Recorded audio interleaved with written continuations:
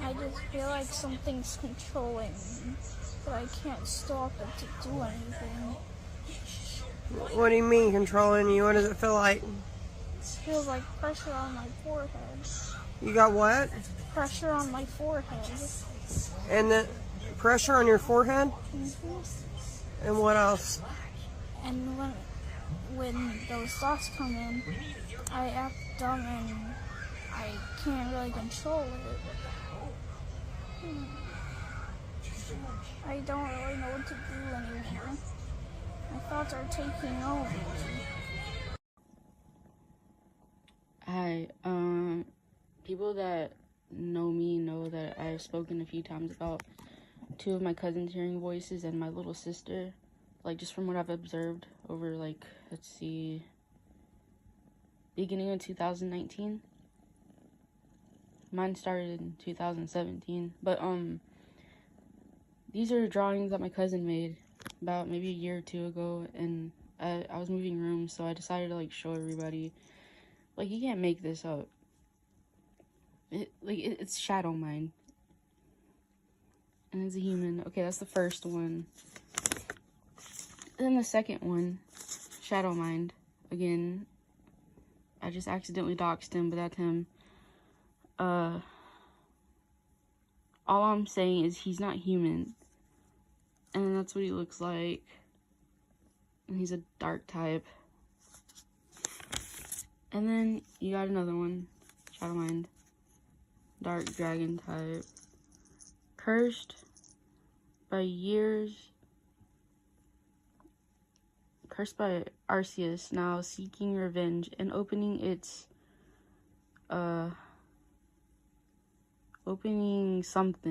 true power and finishing what it started. Okay, and then there's this one. Same thing, different evolution. He's a god type. And then this one says it accomplished its mission. Okay, so that's the freaking, how old is he now? He's 11. I think he's 11.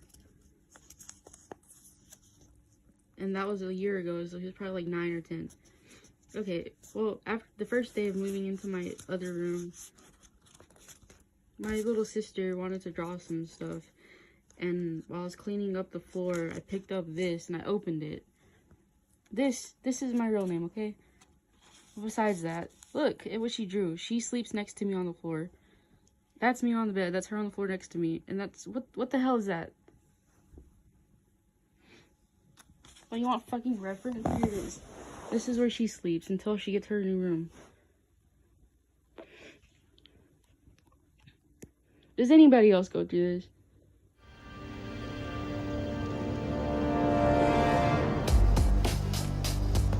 The Matrix is a system, Neo. That system is our enemy. But when you're inside, you look around, what do you see? Businessmen, teachers, lawyers, carpenters, the very minds of the people we are trying to save.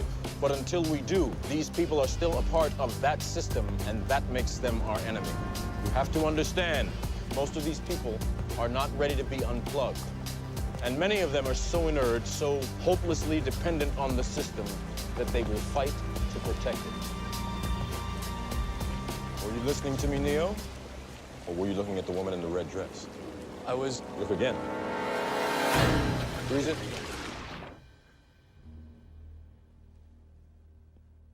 This isn't the Matrix. No.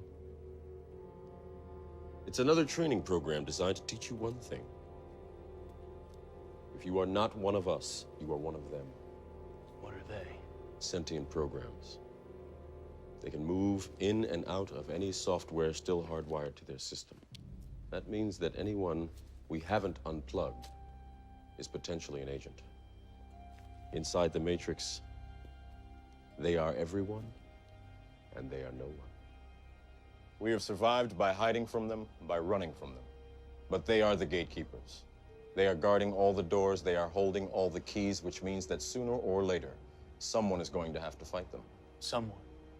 I won't.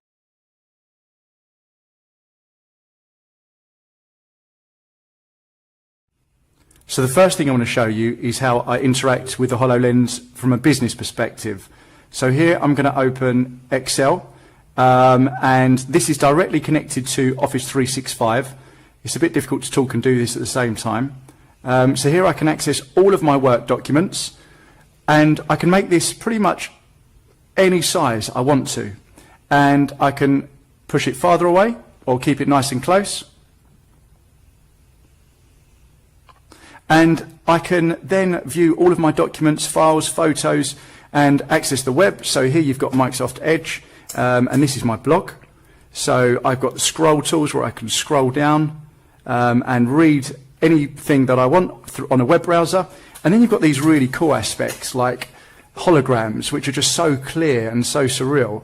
Here I've got a Word document. Again, this is using the very clever HoloLens technology where it maps every object in your room, so you can pinpoint and place holograms anywhere. Here you'll see a really cool satellite, and there's a man doing weights here. The drone is real, by the way. The man doing weights is not real. If I forget where things are, I've got this cool labeling system where I can label pretty much anything. So there I've got Cam. Here I've got a YouTube video open on a multiple Microsoft Edge browser. And if I click play, you should see my holiday snaps or holiday video. Now, to put it in perspective, I've got a 60-inch TV in this room, and this is probably about 100 inches. So you can see that you would have thought that at one point we won't need TVs and monitors anymore, because I can have as many monitors, as many TVs as I want, not taking up any space or electricity. What I want to try and get across here is how clear this is. It's so weird that it's right in front of me. It's almost hard to explain that it feels real. It feels like I'm actually looking at a monitor. Now, this next app is so amazing. Kind of hard to put into words again. If I look at something and then click, it will actually map the room. So hopefully you can see this is using all these different colours and shapes to match every item in the room and lay over it. I mean, it's just awesome. So I can click and get different shapes. I can click anywhere in the room and you can see. Now, I'm actually looking at the video of how this looks on the screen, and it doesn't do it justice, because through the HoloLens, you don't get the black edges that you're seeing. It's perfectly accurate over all of the different parts of this lounge. It's just unbelievable. It's so trippy to look at. What an experience. Now, this one just blows my mind. You can zoom into a number of galaxies in our universe, and obviously I've gone into our solar system. Now, again, when I click to look at more detail at our sun, it's probably the best visual I've ever seen of our sun, including the TV. And I'm hoping that this video will do it justice, and you can see the solar flares erupting or shooting out of the sides. Mercury, Venus, and possibly the Earth. Now, my favourite planet, like most people's, is Saturn. And I had this on yesterday on the train. And it's just so surreal having this 3D planet standing right in front of me. And again, the quality is just amazing. Now check out this 3D shark hologram. I'm going to try to keep it in my field of view. But look at that.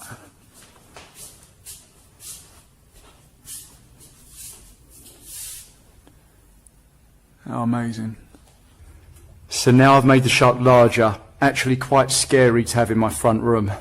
So I'm going to try and keep this in my field of view and also try and keep relatively still. But here's to give you an idea of the quality.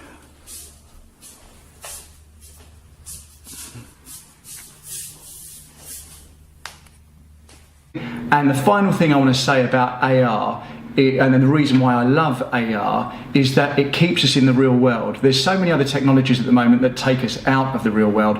AR keeps us in the real world, but it enhances it at the same time.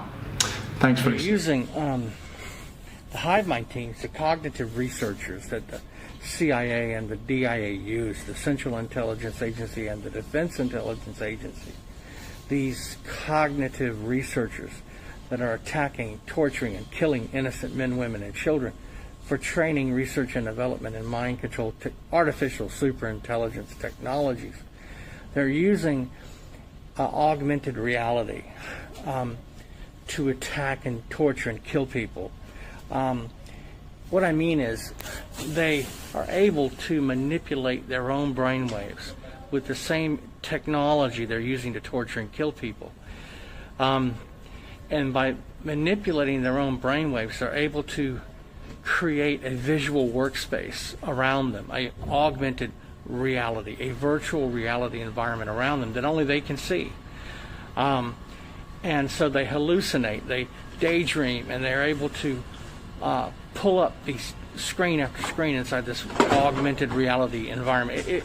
It's called the visual workspace. The Hindus and the Buddhists call it the third eye, but it's not the third eye. That's just ignorance. It's the visual workspace. And the visual workspace, if you've ever taken I've never taken LSD, but people who have taken LSD report seeing, experiencing these symptoms of an augmented reality around them. They begin to see dragons and other colors and symbols and objects.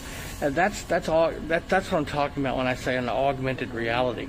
So they simply use the supercomputer and the stream of energy to manipulate their own minds, their own brain, and their own cerebral cortex, and they're able to pull up a visual workspace around them.